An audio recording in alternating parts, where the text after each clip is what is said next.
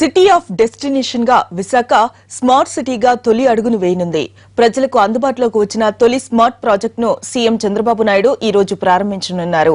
ఆకర్షణీయ నగరాలపై ప్రధాని నరేంద్ర మోడీ నిర్వహించే వీడియో కాన్ఫరెన్స్ లో కూడా సీఎం పాల్గొంటారు.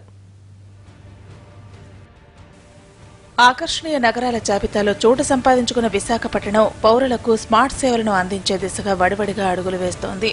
తొలి ప్రాజెక్టుకు సీఎం చంద్రబాబు అంకురార్పణ చేయనున్నారు. జీవీఎంసీ పరిధిలో అన్ని సేవలను ఒకే చోట పొందేందుకు రూపొందించిన కమాండ్ అండ్ కంట్రోల్ సెంటర్ను బాబు ప్రారంభిస్తారు. స్మార్ట్ సిటీలో ఇదే తొలి ప్రాజెక్ట్.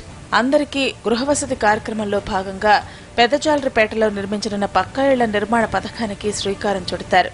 జీవీఎంసీ ఆఫీసులు, ప్రభుత్వ పాఠశాలల పైకప్పులపై సోలార్ పవర్ ప్యానెళ్ల ఏర్పాటు, నిర్దిష్టమైన తేదీల్లో విద్యుత్ బిల్లులు వచ్చే విధానం కోసం రూపొందించిన స్మార్ట్ మీటరింగ్ వ్యవస్థ అభివృద్ధి, అమృత్ పథకం కింద మంచినీటి సరఫరా వ్యవస్థను మెరుగుపరచడం, నూతన పైప్ లైన్ల ఏర్పాటు, తీర ప్రాంతాల్లో జరుగుతున్న ప్రమాదాల నివారణ వంటి కీలకమైన పనులను తొలి విడత స్మార్ట్ ప్రాజెక్టులో అమలు చేస్తారు.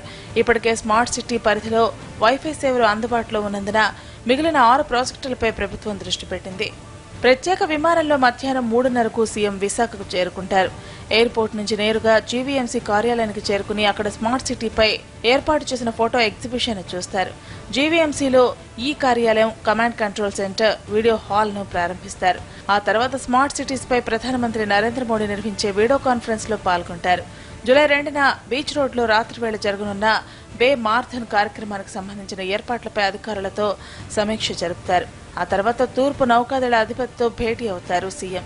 పలు నౌకాదళ ప్రాజెక్టులతో పాటు ఐఎన్ఎస్ విరాట్ ఏర్పాటు తదితర అంశాలపై చర్చించే అవకాశాలున్నాయి. పోర్టు చైర్మన్ కృష్ణబాబుతో మల్టీమోడల్ లాజిస్టిక్ పార్క్ ఏర్పాటు అంశాలపై సమీక్షించిన తర్వాత సముద్ర ఆహార ఉత్పత్తుల ఎగుమతిదారుల సంఘం ప్రతినిధులతో సమావేశమవుతారు.